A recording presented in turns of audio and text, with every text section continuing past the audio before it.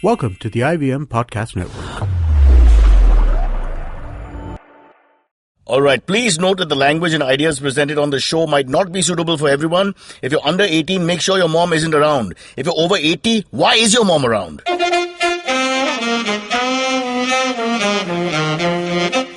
You're listening to Cyrus Says. Okay, on Cyrus Says, we meet Shirin Merchant, the one and only dog psychiatrist stroke psychologist. If your dog and your grandmother are having trouble playing football together, she will sort you out. Why follow your auntie's advice when you can follow Cyrus Says on Facebook and Twitter to stay updated about the latest shows?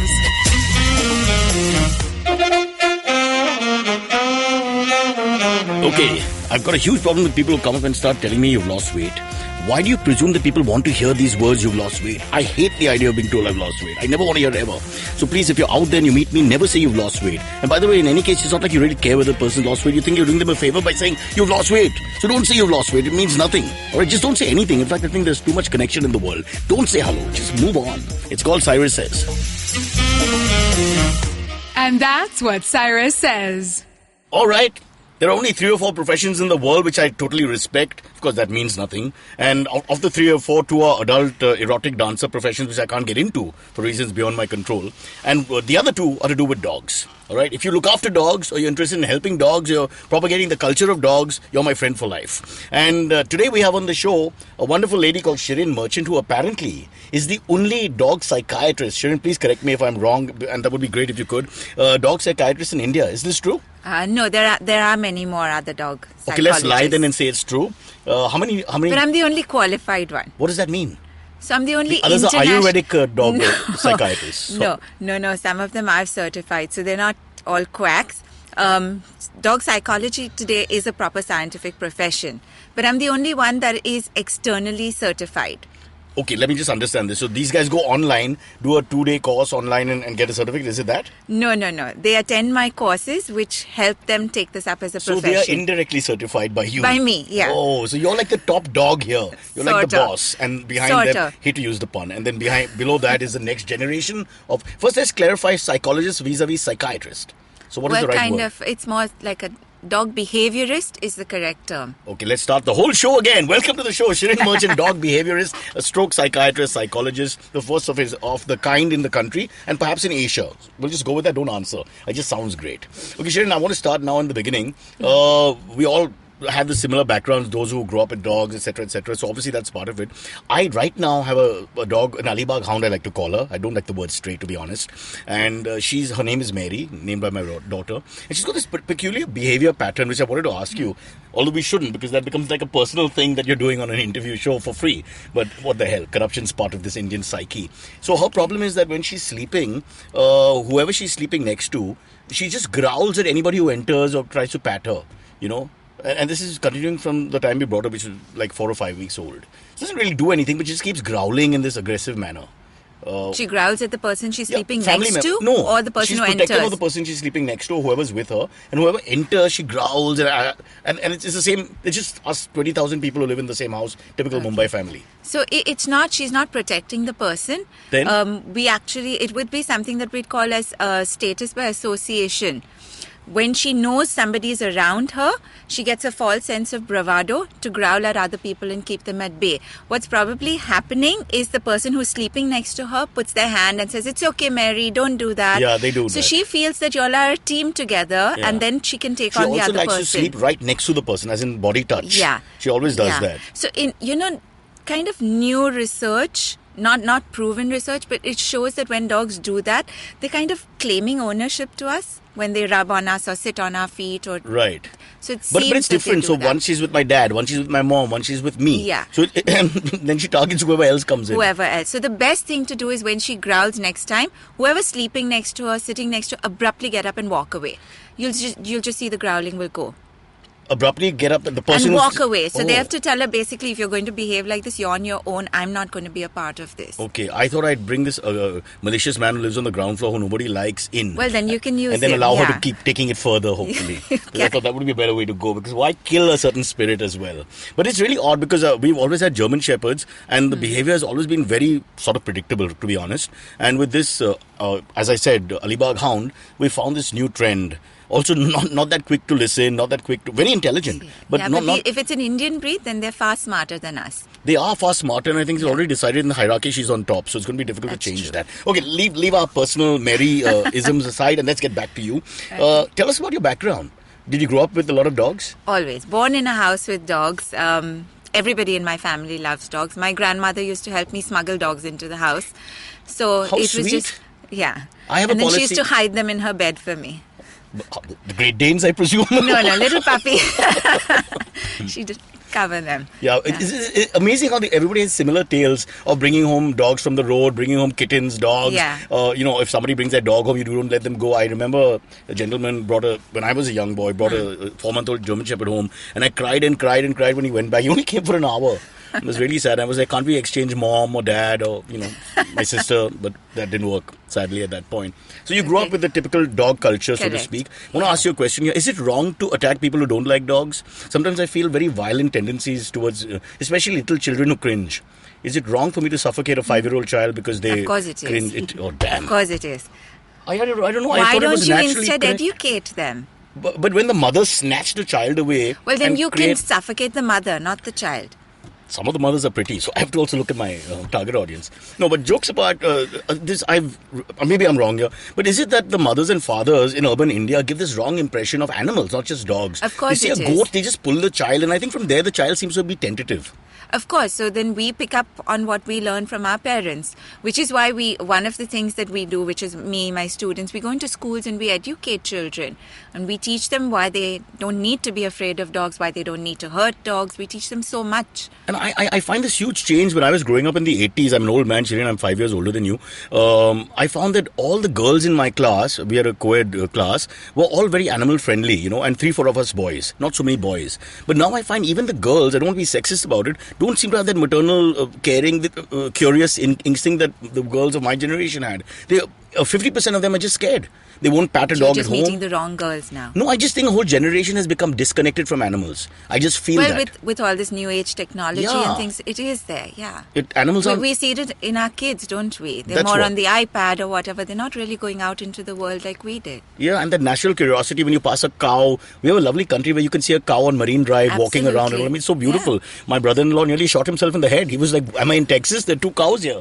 So, but we can appreciate that. And mostly I find kids cringing. If they're curious, they want to stay away and be curious. But generally, I think growing up, if I remember correctly, you'd want to touch, go close, whether it's a duck or a cat or a dog or whatever. But the only way to put that right is education, not strangling people. But Shirin, you have your way, I have my way now. Come on, everybody can't be Mahatma Gandhi. My way is better than yours. No, I'm sure it is, yeah. But I'll tell you one thing. I'm joking about this, but it really gets to me when I see mothers grab the child, especially when I had my German Shepherd and he's a big-looking dog. But he was the most, with children, he was the most safe dog you'll ever get. He had no interest, completely indifferent to them. And they could pull his tail or pull his ear or whatever. But they would it was like racism. They'd look at his head and just say, oh God, this is a terrible animal, and just pull the child away in this very aggressive manner. And I think the child is then scarred for life. How do you repair that? And that was a real issue. The only way you do it is going into schools and educating children. They are the adults of tomorrow. We've lost today's generation, I'll be honest with you. There's a whole generation of people who hate animals. But we can target the next generation, can't we? We can make the world a better place 50 years from now for our dogs. And that starts with the children. And then I'll come to a point later in the show which is about selective dog love, where people love breeds or their own breed, which I'll come to, again, a reflection of the idiocy of our times. But I want to talk about you specifically now. Let's go back. So you grew up with lots of dogs and all that. But what was the background growing up? Did you think you'd land up working here? What were you going to do with your life? I'd always wanted to work with animals. So it had to do something with animals. And I really was keen on doing something with marine mammals because I love swimming as well. But it was about in 1990. It's like one marine mammal left in Mumbai because of the impure waters. They're all being chased away. All dead now. Yeah. It just kind of, I guess life chooses your career for you sometimes. You don't choose what you need to do. So it was in 1995 that I met my mentor, John Rogerson. He's one of the world's leading trainers and behaviorists. And that's where my journey started. He came to India to do a short course.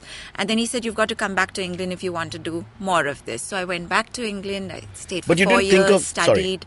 You didn't think of veterinary college and that side of it? I can't stand the sight of blood. I have the same problem. I'll just faint. Oh God, really? Yeah. And I can't stand needles, so there's no way I could have done that. So you never had a drug problem. So and that's I wasn't very good in school or college, so... I'm sure that's not true, but we'll let it be. So this John Rogerson chap, he lured you back to England. And his whole thing was about behavior issues? He's one of the people who changed the whole concept of training, introduced dog behavior.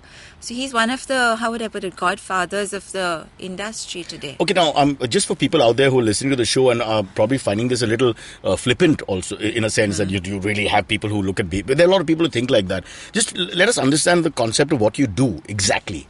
A person comes with a dog and the dog is irritable or nervous or things like that. You tell us. Yeah, so whatever behavior problem. So with a lot of cases that I see, it's aggressive dogs. Why dogs bite? Yeah. So yesterday I had a client who came to me. She had a Saint Bernard, a French Mastiff and a Bull Mastiff and a Beagle. All in one house? All in one house. I should have married her. And all trying to kill each other.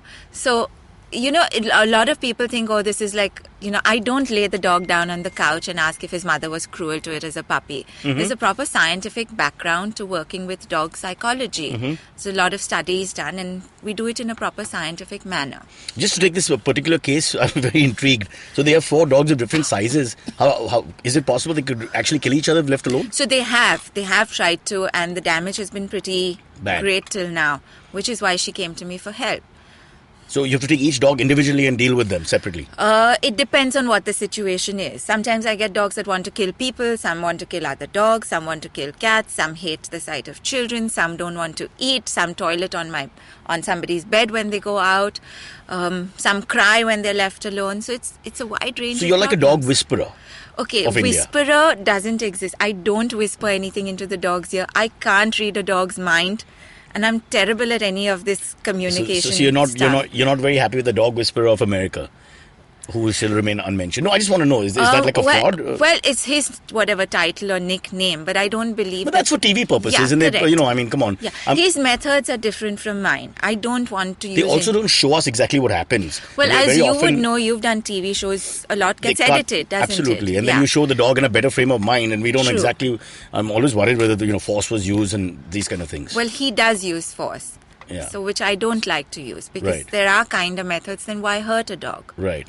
Okay. All right. So let's understand. You went to England. You studied. It was a 4-year course to learn this. No, he did. It's just I used to go come kind of thing. Okay. All right. And at that point, there was nobody in the business like this. There was nobody in the industry. The only trainers in the country were men. Yeah. So I was the first woman, and I had to break a lot of male. Jimmy Barucha. I'm not trying to remember. Jimmy was excellent. Yeah. He was really sweet. There must but have been otherwise, more it was just more of the local trainers and things like that. And I've seen these police trainers and all who sometimes are very severe. I've seen them in hanging gardens and all training and smacking dogs and holding them very. The point is, you don't need to do that. Yeah. So why do it? Yeah.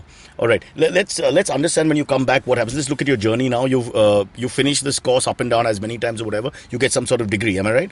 It's not a degree. It's a qualification. And do you get to do actual practical training while you were there? Of course, yeah. I worked with a lot of the shelters there. I worked with the problem dogs. I competed in their working trials. What does that mean? A working trials is like a kind of a dog sport, where you train dogs to track, to do sniffer dog work, a little bit of agility. So it's a mix of all. The practical things that the dogs can do. Yeah.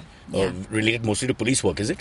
Not necessarily. It could also just be fun sports like agility, scenting work, things like that. Mm. Is it fair to say that dogs, the nature-nurture question here, because now this is difficult even for someone like us or me or my family, we've had dogs all along. It's difficult to say what behaviorisms are already there in the nature of the dog or genetics vis-a-vis what they inherit from us and maybe our vibrations and negativity and bad energy sometimes, etc. So what's the play with dogs on that?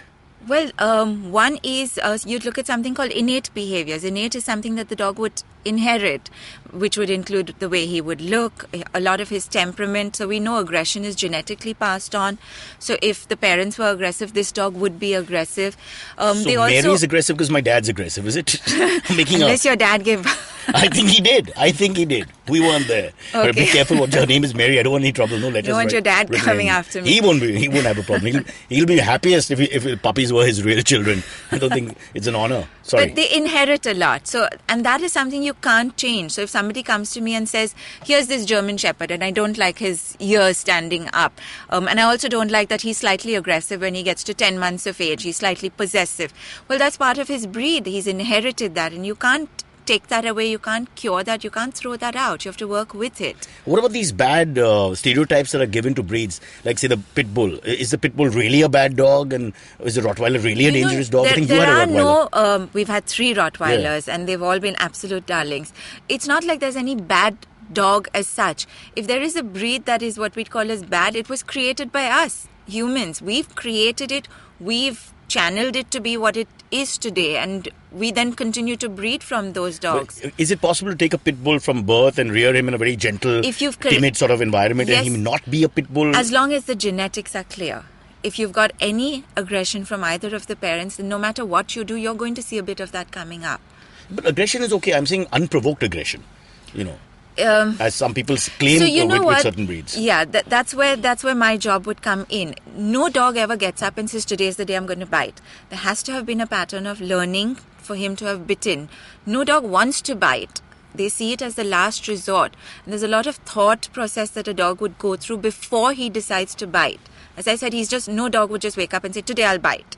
Had to have been a pattern of learning to lead to that. And that's where we come in to the picture as human beings. Okay, before we take a break, let's just trace your journey now. When you've come back and you start to establish yourself, did people take you seriously? And I mean this with a lot of respect. I'm just thinking... No. I had to prove myself. So so one of the ways that I could do it at that time, and that's what John suggested, he said, train your own dog and go into the competitive obedience ring and beat the trainers there. So all I had at that time was a little Cocker Spaniel. So I trained... Not the most obedient. No, his name was Little Snoopy. Come on, Shirin. That's another thing I want to talk about. There's 5 names in India. Biscuit, Tommy, Moti, Lucky, Snoopy, and Simba. Snoopy, I hate Simba. All my dogs have come to me. I've never really bought, and they've come with their names, and I've not chosen to change. Okay, so when I walked into that ring, I remember there were all these big burly people with the Dobermans and the German Shepherds and their big dogs, and there was I alone, the only girl at that time with a little dog. And a gentle process as against their more aggressive. And I still remember how they smirked at me, how I could hear the laughter in the background. Seriously? But this is beyond sexism. This is all kinds of isms. That's India, isn't it? Isn't it? Yeah. So, but Snoopy was a rock star. And we walked out of the ring at the end of the day. He had won every single prize. What were the things he had to do? He had to do a lot of, he had to do a bit of scent work, he had to do a bit of heel work, he had to do a little bit of retrieving, stays. So he's against dogs who are stereotypically better at these things, like say Labrador for smelling, but Snoopy or German beat Shepherd the lot of them. And from then on, that's how I earned their respect, I'm presuming. And then there was no looking back. It was just one thing. So who was Shirin Merchant's first client? Who came to you and said, Shirin, help? It was Cyrus Brocha. No, that was the wife. She doesn't have a tail. Come on. You remember? I'm sorry, the early days may have been a little hard. My first client actually was a lady who had 8 Great Danes, and all females, all wanting to kill each other. You have the strangest stories ever. Why would they keep 8 female Great Danes? A huge house, is it? If I could ask a lot of people, I'd ask, why in the world do you do what you do? Why would you keep so many dogs in such a way? But it's person's I would choice. like to keep a lot of dogs, but just looking at it from a practical point of view, how do you look after 8 huge breeds, and I'm presuming in a house? It was a little house, and all were trying to kill each other. And the problem is when they're females trying to kill each other, there's very little you can do. Really? There's a saying, the bitches fight to death. The males, when they fight, there's a lot of drama. So the weaker gender is clearly the males. They're all big talk like a Punjabi film. So it's all drama and all when males fight, but when you separate them, there's very little damage. They forget, they're so stupid. So the difference between the genders. All species. Yeah, apparently so. I'm told even police dogs, they prefer the female because they're more loyal and more fierce. Is this true? Not necessarily. I worked with male dogs, female. They're all. Okay, coming back to that first case, how did you? So the sad part was in the first case itself, I had to tell the owner there was no solution as such. He had to give away the 2 females that were killing the others, and so that broke my heart because I thought, whoa, first case, I'll solve it and I'll do this and all that, and I had to say, oops, sorry, really can't take this. So she had to get rid of 2 dogs. So she had to, but I don't know if she did or she didn't, and she gave them to somebody else. I don't know. So there was no other option? With females, as I said, they'll fight to death once they've got to that point. So you can't take that risk. Sounds like Indian politics. There was no way to pull them apart. Okay, we'll take a quick break and we'll come back and talk about specific cases. Also, all the kind of habits that I see with dog owners. Maybe you can take us through it. But Shirin, one important thing as we go into break. Tell me one thing. What is it important? And this is something maybe coming from you people who listen to. Is it important to have a breed? Why this love for breeds and... So, we have our own indigenous breeds in India. One of them being the pariah dog. And just last month, I was in America at one of the largest dog training conferences. And my entire presentation was on how we're losing out on our own indigenous breeds. Why we don't want them, and everybody prefers this foreign pedigree dog point. Yes, whereas right. our own breeds, they're genetically sturdy, no health issues that Climate. you'd find. They're good with the climate, they're smart dogs, they're malleable. You can train it to be a guard dog, a pet dog, you can do whatever you like.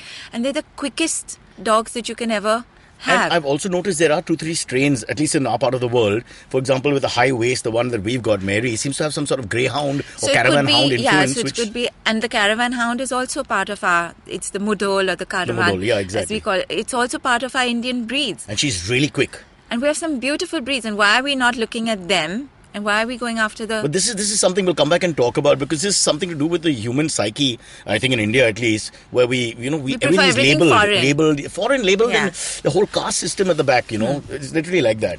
Racism and dogism when we come back with Shirin Merchant.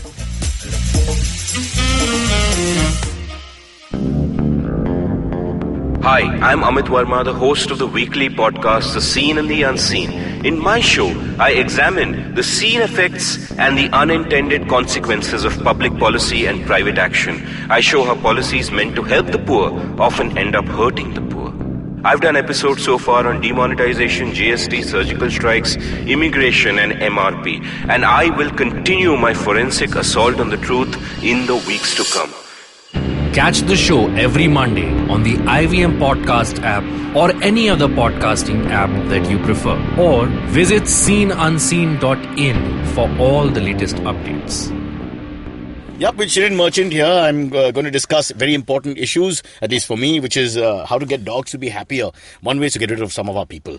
There's just too many people with attitude problems. And like you said, it's all about education. And we've tried to spread cheer. And, I always believe if we can just keep the dogs and the puppies with these kids and for a little while, sooner or later this curiosity will come through. But unfortunately, they've just been kept separate. And we're almost raising people like the old South Africa, with people living in their little ghettos and staying away from animals. And it's a real shame.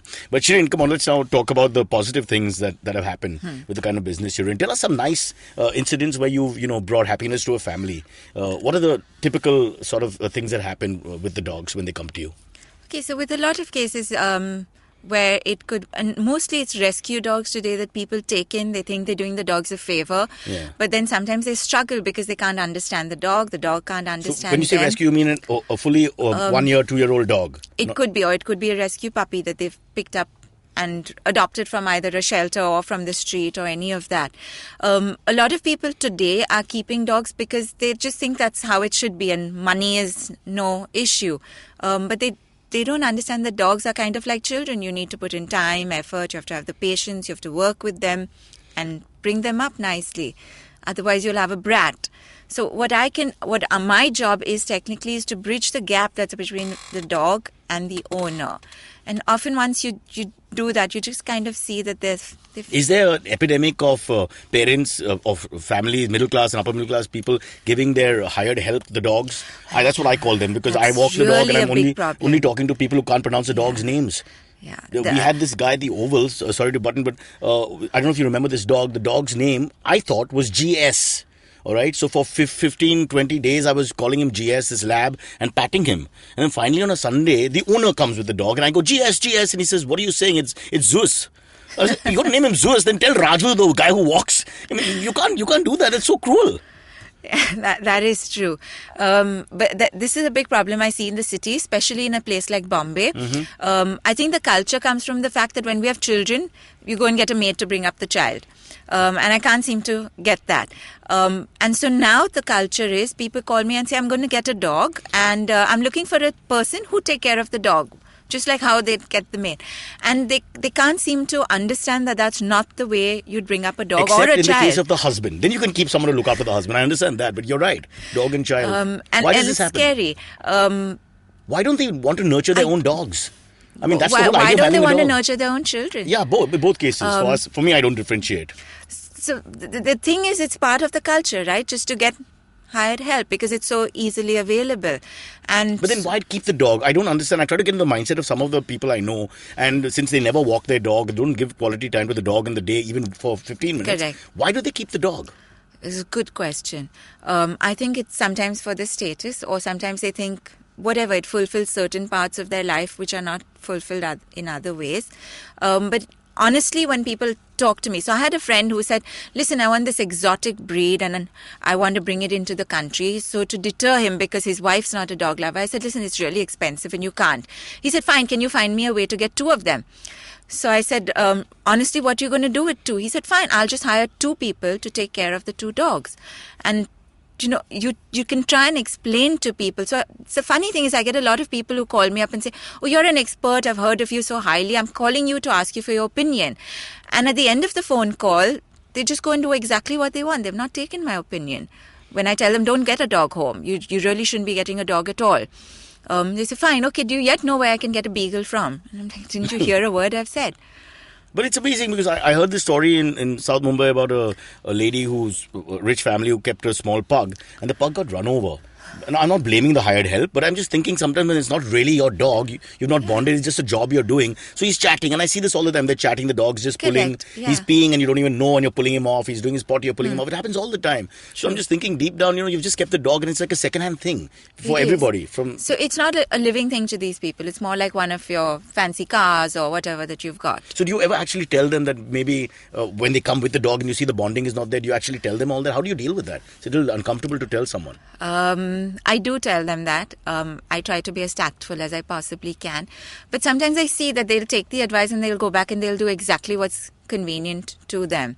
But you keep trying to tell and hope that someday somebody will listen. Okay, let's move on and tackle some of the myths that we deal with. And again, you'll have first-hand knowledge about this. One of the funny things that we hear is, I remember my doctor, when my son was born, not my gynac, but the pediatrician we went to, I won't mention him, but he said, don't keep the dog in the room, don't do this and that. And me and my wife, our marriage nearly broke over that because I refused to not have the dog. And she just listened to everything he said. And it was really terrible 6 months, all right? By the way, I went to a Parsi pediatrician after that and everything was fine. But that's another story for another day, not to be racist. But what is this? A lot of people say, oh, we have a kid, we can't have a dog. What is the connection? Okay, so there is no connection, and I think our pediatrists in India need to get educated on this, because all new research, and when I say new, it's like 6-7 years old now. All new research shows that actually having a dog when there's a child at home, immunity goes those up. Children's immunity builds.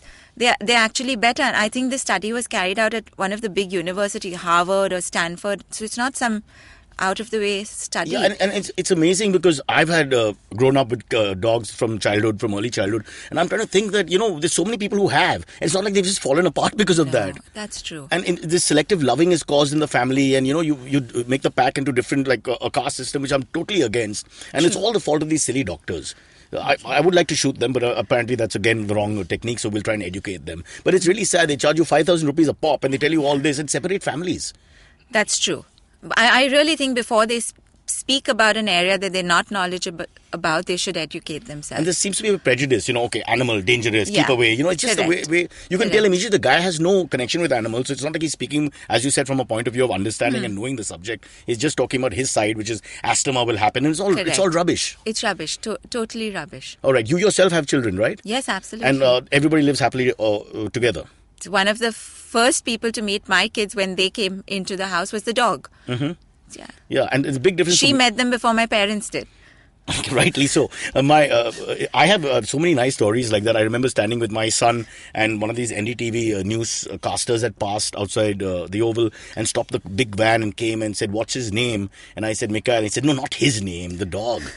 So there are lovely people in the world out there with that kind of thought process. But I'm just thinking, there's so many myths and so many wrong things. For example, the connection between big dog. Oh, I can't bring my child to your house because you've got a big dog. What is the connection between big dog and small dog? In fact, the bigger the dog, the gentler the dog. It's the small ones that are yappy and ill-tempered most of the time. Yeah, but it's not like they go around biting people. Like I explained when my dog's off the leash and somebody says, dog ko pakro, I said, if the dog is dangerous, with people, I would never have him off the leash. I mean, they just don't have any, I don't know what to do anymore. I get really frustrated. So the vets actually, if you spoke to the vets, they tell you they get bitten more by the small dogs than by the big dogs. I think they get bitten by the owners who've sent Raju with the dog and want to know what's wrong with the dog. They don't even know. Probably. Bimari kya hai? Please batao. Do you ever get that? Do they send their attendants instead? I'd refuse to. I mean, because what do you do? the How do you attendants explain? do come along, so it's very often that one attendant dressed in white, dog with the attendant, and then the memsab walking behind. So, oh God. What would be the most common issues you'd be tackling? Aggression, I presume? Aggression. Most people come to me for aggression. So I'd see a lot of aggression. I'd see separation anxiety. We have toileting Separation issues. as in where you leave the dog alone at home. If you leave the dog alone at home and it's not staying well, it's either destroying your house or howling the place down. Sometimes it's dog to dog. Is it safe to leave a dog completely alone like that? Yes, you can. You have to teach them. From childhood? Yes. From pethood? From you have puppyhood. to teach them, just like we teach our children how to be alone. Right, but you're actually leaving a 6-month-old puppy alone in a big house for say Well, you 3-4 won't leave a hours? 6-month-old puppy for very long. But you would train it at that age to stay alone for short periods of time. Otherwise, when it grows older, it's never going to learn how to do that. And what is Shirin's views on these kennels that have cropped up, where people go for Diwali and summer holidays and leave the dog behind? What about those? This is now the new thing? Well, sometimes people do need to, for whatever their reasons It's beyond are. there. Sometimes I understand. Majburi, as we say in Hindi. Correct. If you're painting the house or suddenly everybody is out or somebody in the house is in hospital and there is nobody, then a kennel does kind of fit the bill for you there. But you have to see carefully where and how you're putting your dog, because there's just so many kennels run by people who have no understanding of dogs. No, I was more worried about the fact that you put an adult dog for the first time in a kennel after he's been with the family for a long period of time. Of course, they go that can be through a lot extremely of traumatic trauma. and They can. so how does one? You have to again So do this from again, puppyhood. choose who you're leaving the dog with. If that person understands dog behavior, they can see the signs of stress and they can do something about it.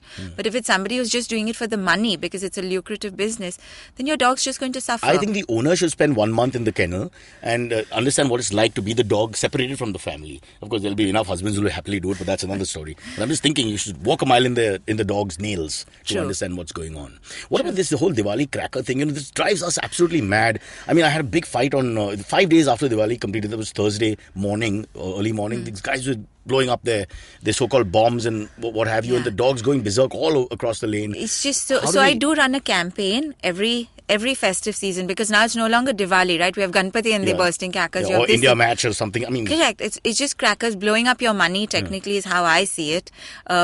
It's not just about the dogs. It's also about the elderly people. It's about me. the I children. can't take sound. I can't take sound either. I jump at the I stopped listening to music when rap started. So you have to understand. So again, we try sorry. to educate. We go... Right, we talk to children, we educate companies, we tell them when you have your whatever company puja, don't burst the crackers. And we try, because I think the only answer left now in the world is to educate. There's no other way. Do you feel there's hope that the urban Indian now is listening to different options and trying to do more with their dog, or do you think it's actually worse and the dog is just there like furniture? No, I think they're a lot more involved. They want to do things. They want to be involved in the training. So I do see. There are the good as well. What about the hierarchy in a family? Where does the dog stand? And how do you, for example, I feel that with my son, he's at the bottom. He loves the dog, likes to pat and hug, but he's 14. And my daughter, who's actually doing more with the dog, as in walking, looking after her, all that, is higher in the hierarchy. Of course, yeah. And she's 9. Yeah, but that's how the dog would look at it. Yeah, so. and there's no way to reverse that right now, because the hierarchy is already Well, your son set, has to be more involved. He's like my dad. He's very soft with dogs. So what happens is he cannot shout at her even when she growls. It's not really about shouting. So that whole myth that No, you but have you to won't get shout, dominant or you you have to won't be get- the pack leader, you have to be dominant. So then what do you do? So we found out through recent times that dogs are laughing at all of that. They don't even care about all this. So in a natural pack structure, you'd have like a pack leader, but that would always be an interchanging thing. So there is a pack leader, and there is what you call the alpha dog, and then there is the alpha bitch. And interestingly enough, though it's the dog that's seemingly leading the pack, when he makes big decisions, he always looks over his shoulder at the alpha bitch. If she doesn't approve, there's no way he'll take it forward. Kind of like any household like situation. a wolf pack, actually. Yeah. Don't they have couples in charge? Sort of, but though it seems that the male is in charge, it's really the woman the female dog. There are 4 states in India which agree with you immediately. I won't get into that any detail because of fear. Yeah, but Shirin, before we let you go, all these myths, all these things that are happening, the one thing that I've noticed is that people who have dogs and have a connection with dogs just seem to be very self-contained and happy. That's true. But there is research to show that if you have a dog at home, you're a better person for it. You're a better human being. You're happier because dogs bring us all that happiness. And we tend not to want to be on social media and interconnect because we've got enough love. You're forced by your dog to go for a walk, isn't it? You have to Yeah. put your phone down. You have to play with your dog. You have to take it for a walk. And that's... No, I think it's more than forced. I think it's a quite therapeutic 1 hour or half an hour that you try to cut every day and do different things. I think everyone should have play one role at least. Do something for True, the dog. I agree. Whether it's the feeding thing or the walking thing or in my son's case just the cuddling thing for now. But a 14-year-old Indian male is, that's as much as we can expect for the next 25 years. Okay, Shirin, before we let you go, tell us a little bit more. Give us some advice now to dog owners. How can we make our dogs' lives better? Because we really can't help ourselves. Okay, so you have to be more involved. You cannot expect a third person like your driver or your maid to do that for you. And one of the best things to do is try to make your dog's life interesting on a day-to-day basis. What do our dogs do every day? They wake up, they eat the same food, they go for the same walk. It's just the same mundane life again and again and again. Why can't we try and change that? Give your dog a reason to wake up every day, stretch and say, I wonder what I'm going to do today. Am I going to go for a drive? Am I going to go play on the beach? Am I going to meet somebody new who'll throw the toy for me? Novelty is important. I thought it's better to have the same structure all the time. Would you like that in your life? I do. I'm a little German. Everything follows the same time. I'm never late. But isn't it nice when you wake up every day and wonder, today I wonder what I'm going to do? Who am I going to meet? It gives you something to look forward to. I can't lie. No. I just like to do the same thing every day. I wake up at the same time and do exactly the same things. That's the only reason why I'm able to take the dog out in the evening, whatever happens. Okay. But that's you. Yeah, okay. What a waste of time. I'm sorry. No, taking your point further, so novelty will be interesting. A lot of dogs in our city just have the same mundane life every day. It's just the same thing. But we just took our Mary to Alibag during the Diwali weekend and she didn't seem to have such a great time. She was dying to come back home. So maybe she's a slightly sensitive, nervous dog from what I understand. She is a little nervous. You go. But so for she's her, very home friendly. Is But she came home and caught her toys and wouldn't let them go and she stayed on the bed and, and all that. I mean, she loves going to the oval, but she doesn't like walking down in the lane. So she takes after you then? Yeah, we are both cave people, I got to tell you. I wish I could be comatose and lying in bed all day. I'm waiting for that. I can't think of anything better, honestly. Just the TV, the dog and me. But yeah, Shirin, you've been wonderful. Before we let you go, we have a thing called the AMA where we talk about all kinds of things, dog and undog, for which I think Amit will come in. And he's our proprietor, producer, and he's so big he can't even pet a Pomeranian. Because if he goes down, he'll never come back up. Okay, Shirin, one important point. What about people who are petrified of dogs? Like phobic fear. We have them. How do you deal with that? So a lot of people who think they're phobic about dogs are actually just simply frightened. And if they want to, the best thing is to get in touch with me and I'll help them get over it. But it's a process. It takes time, huh? 10 minutes. You're serious? 10 minutes. Give me 10 minutes. My daughter's friend came the other day and started screaming and crying and, it was... So, you know what? And honestly, I don't really do anything about it. I just let the dogs work their own magic. But the child just looking at the dog was going berserk. Ultimately, I had to move her. Yeah, but there is a way around it where you can gently tackle the fear. Which you can't disclose because you also make your money on this. No, not at all. I'd like to, but as I said, the magic comes from the dog, not from me. So what, leaving them together? No, not necessarily. So if I, like say there is one person in this room currently who's frightened. If I brought a dog in, he'd be out. So there is a way to gently ease him into the process. Is it similar to how we want to bring the different communities, Hindus and Muslims together, blacks and whites, Europeans and Asians? It's much easier to teach a person to get over the fear of a dog. Smooth, bang on. I accept that. Time for the AMAs with Amit.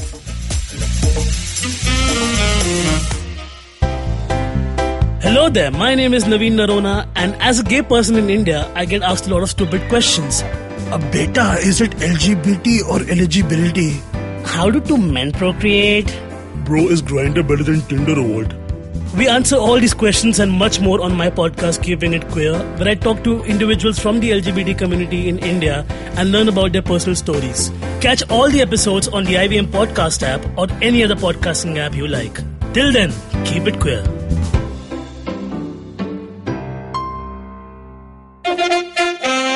If you have any questions for Cyrus, write to us on Facebook, Twitter, or Instagram. Or you can send an email to whatcyrussays@gmail.com.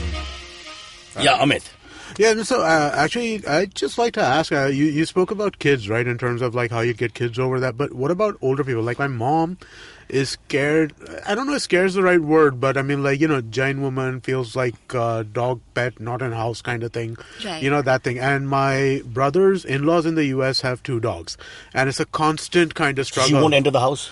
No, so she enters the house, but then, like, she gets really kind of freaked out, like, every so often. And they have big dogs. Then you feel uncomfortable because you can see their body language exactly, and they're all, And they're big dogs, right? I mean, like, she's more okay with the smaller dogs, but big dogs really that's kind of... racism, really. I mean, what the hell No, connection is it's that? not. It's just that people feel that the big dogs are something they physically may not be able to control if it came close Right. to them. One of the best ways is to use a dog, firstly, that is gentle around people and that's going to ignore that person. Secondly, get the person involved in playing some sort of a game with the dog. That's honestly the quickest way with children. Okay. Hand the child a toy. And don't 10 be minutes, lazy. By games, she doesn't mean, one of those PlayStations. Okay. It's got to be a little bit more. FIFA 16 doesn't work anymore. Play hide and seek. Right. Just get that person involved. He doesn't need to touch the dog, but he's yet interacting with the dog. And very quickly, when they realize that the dog's not there to kill them, Right. they actually overcome it on their But for an own. elderly person who probably wouldn't want to, mobility would be a challenge, etc. She just has to throw a toy. Yeah, Okay. I think that's not so much of a problem, right? It's just it's like a constant challenge, right? Every time she goes But every that's year. the and- mindset. That's what Cyrus was talking about on his show. She must have learned it from somebody else, which is why we need to target our current young generation. No, but I think for her, actually, now that I'm thinking about it, it is mostly size, right? Because one of my cousins has a smaller dog, and she's fine with that. It's the big dog that freaks her out. Maybe you can dress up in a costume with the tail and Yeah, stuff and and start like have him, lick her feet a little dress them bit up and as a show little ballet dancer. Sometime there's got to be some novel ideas out there. Please write in and tell us. Suggest things. Shirin would love to please. know. Yes. The Speaking way. of people Sorry. who have written in. All right, so we got some really interesting questions from the AMA people. So from Sri Lakshmi Nair, the question is, who's your favorite VJ on MTV now? Christ. Hey, that's I a don't- question. I only watch the animal channels and sports channels, so it's very hard. Yeah, please go ahead. Do you But watch she's really MTV not at interested. all, Are you interested ever? in music channels? No. Okay. But the only one I know now is Jose, who's on and off, and Anushka does stuff, right? Anushka, yeah. So she'll be my favorite. and I don't she's know really anybody. nice. Yeah, I like she's cool. Australian accents. Yeah. If you have an Australian accent, I'm just happy. I don't think I don't think I can name another DJ right now. You who's shouldn't. on. You Yeah. shouldn't. Yeah. Already you can see a VJ calling in and causing trouble Yeah, on I our know. show. And Shirin is perplexed. She's like a dog who hasn't seen an owner for 6 months. She's like, what the hell are you talking about? All right. The second question, let's ask you this. Don't you think you have a similar personality like Russell Peters? Both of you look similar and You? do the same kind Me? of musty. Yeah, you. I don't think you look Oh, at all like God. Russell Peters. And I hope don't think not. your humor But is the same I either. interviewed him and he was in a very bad mood because he was doing the round of a Punjabi film that they did about a hockey player in Canada whose name I forget. Oh, yeah, right. Right? Yeah, so they came to yeah. our studio, TV studio. Okay. And we were interview number 26. Indian production teams and PR teams are. So this poor fellow was really tired, I think. And even asked the same 11 questions. And he was in a very bad mood. And he was like a very bad Rottweiler. Sorry. No, I love Rottweilers. Listen. No, but I don't think your humor is similar at all either, right? I mean, like, he does too much. He does a lot of, like, ethnic humor. Yeah, and his whole thing is stereotype- about being an Indian Yeah, there. So it's like the exactly. brown It's man not- in the it's white not the setting. same kind and- of humor at yeah, all. mine is just, just abusing people I don't like dog haters. God, I hate them. I got to tell you, I was thinking of if I get terminal, I'll take out some animal haters. I promise you. If I've got 3 months to live, I'm going to do a Rambo. Get myself a little gun. And I'm going to go around. I'm going to, Mrs. Shah, come here. We have to talk about something. You kicked that stray dog on Tuesday last. Show me your leg. Oh, no, Bang. that kind of stuff is absolutely. Oh, so, I mean, like, anybody who's cruel, I You know have what a I big- did recently, Shirin, you might like, or no, Amit, I don't know, right at Walkeshwar, where we come from, our hometown, and there was this watchman who was kicking a stray dog, and my wife and I were driving, I stopped the car, I went to him, he was a small built fellow, and I caught his hand and started slapping my face with it. And he felt very uncomfortable. I said, "Aap mujhe maro, jo khunnas aur narazi hai aap mein, take it out on me." And he was and he apologized and all that, and I felt like I had a Didn't we great get moment. a story out on the podcast earlier about you running through an auditorium somewhere? No, and like, that's with Carl Kadgara. That's because we were shooting something and a guy threw a stone in the middle okay. on the beach and I chased him. So this I is was your out of thing. breath in You're 5 seconds. basically like that's just That's your superhero thing, right? No, but John Abraham told me a story once, and how his mother was feeding dogs, and this guy came and kicked the food or something, or from there. Oh, wow. And and he went that's berserk. cruelty. Cruelty is ridiculous. I'll say this: I don't have a problem with people who want to avoid dogs, who want to be away from that. Fear, exactly. Fear. I can get that to an extent. Cruelty, but the malice, is ridiculous. Like in Chennai, the two kids, medical students, threw the dog off the roof. And who does that? There was that. I don't know if you saw that viral video of somebody like doing a dog and like moving in like circles and stuff. You have no idea how many try to run over. Our poor street dogs can survive everything except cars here. Yeah. Okay, I mean, you got Shirin. They're just unbelievable. They do it purposely. Yeah, not good things. But you see what goes on in our world, the world that we live in. Don't expect much from human beings. That's true. Cool. That's why we live with animals, Shirin. Am I right? True, very true. Honestly, people joke about this, but they tell my parents all the time, if we die, we want to come back as your dogs. But I think they now really mean it. It's not sarcastic, because they know ultimately we do put them on a pedestal simply because it's a higher love. I'm convinced at the end of the day, it's more pure. People say, but they're like psycho fans, they lick you all the time. I'm like, that's fine, but there's no lena dena. It's just the way it is. Yeah, no, that's... from day one till the end, it remains the same. Amit, one day I'll gift you. A dog? No, of course not. You don't deserve a dog. I'm going to give you a little midget woman to play with. Right. That's better. Next, what else have we got? He's saying that's better. And don't call her Benji. All right. Would you go on Kapil Sharma show if you were invited? Shirin or me? Either of you. Actually, we were invited a couple of times, but didn't work out for whatever reason. Okay. I have a problem traveling to Film City. I need more motivation. For me, it's all geography. I don't like leaving the cave. So whenever I have to go north and far, yeah, that's true. If Mrs. Sharma comes with couple, maybe I'll think about it, but I don't know. Cool. All right, that's all we got. All right. One last question that I forgot to ask. I really need to know. You started a magazine, Woof, the mag with a wag. Tell us a little bit about that. Okay, so it went digital a while ago. And actually, I've stopped it now. Why? Yeah. It's too much. Too much. All right.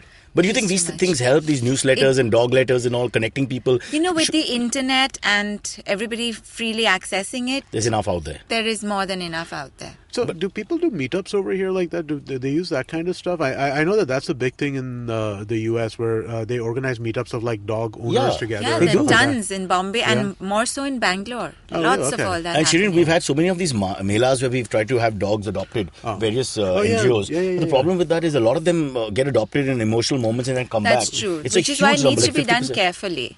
So what is your take on that? Does that help, or is it just a PR exercise, or what? It's I think misguided kindness. And I'm going to be targeted for saying this. I'm not against having dogs being adopted, but you need to do it carefully. You cannot just take a dog and give it to just anybody who feels sorry for the animal. At that point, with the There's child there, etc. There's a lot more that goes into it. Then if that person cannot manage, the dog ends up coming back. So if you ask any of these people who do this, what's your return rate on this? It's 9 out of 10 dogs. Okay, Shirin, I'm going to ask you a really difficult question. If there's a German, a Frenchman, an Indian, and a Bull Terrier, and you can save only one, who would you save and why? Amit?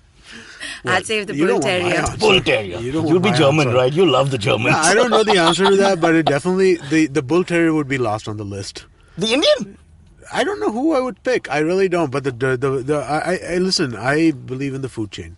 Oh. I'm sorry, I just do. I think the humans are at the top of the food chain, and if I'm sorry, I can't help it. I do believe that human life. Amit, is we'll have to stop the program here. I have to oil my gun. I'm giving you 10 seconds, and then I'll start shooting. I'm not a dog hater. I believe that human life is primary. Yeah, but see, this is another problem I have, Shirin. One quick last one. I know we're prolonging this interview, and that is the emotional connection that we have with dogs vis-a-vis the people who are very practical about dogs. No dog on the bed, no dog on this, no dog. Dog is a dog. It's a bit, from my wife speaks from that point of view. The rest of my family is very emotional, and so we don't have, our boundaries are much less. Okay. What is your take on that? It's just whatever works for you. Yeah. It's impossible for us to demote you ourselves. must understand, regardless of what you do, dogs are laughing at us in any case. I don't mind that. As long as they stay with me, I'm happy and content. So whether you keep them on the floor or on your bed, they're yet laughing at us. So our rule is simple. Once she leaves the house, all are on the bed. All right, Shirin, thank you for joining us. Thank you. Hope you make many lives happy with many tails wagging. Amit? Yes. Bull Terrier last. Okay, catch us on any of the podcasting apps, please. We beg you, we need you. If you have any questions, write to us online, and you can mail us as well. We will answer. We have a doctor in the house called May. And that's what Cyrus says. If you're looking for a foreign education, if you want work abroad, if you're an NRI, or if you're just a gangster on the run, On Course is the podcast for you. It'll teach you how to get your career in shape before you get yourself in shape. Check out new episodes on our IVM podcast apps. Happy listening, and fathers. Good evening, ladies and gentlemen. This is your captain speaking. Sorry to say, but there's been a slight delay due to the apocalypse having suddenly begun. As you can see, there's death, destruction, and chaos taking place all around us. But don't you worry, food and drinks will be served shortly, and I would recommend checking out IVM Podcasts to get some of your favorite Indian podcasts. We'll keep you going till this whole thing blows over. Thank you.